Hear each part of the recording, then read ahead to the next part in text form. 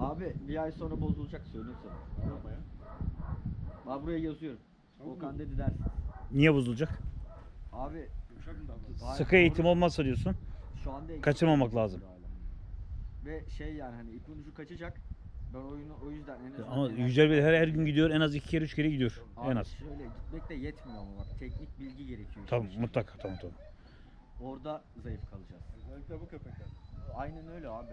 Benim köpeğim 3 yaşında, ben hala çalışıyorum. Allah Allah.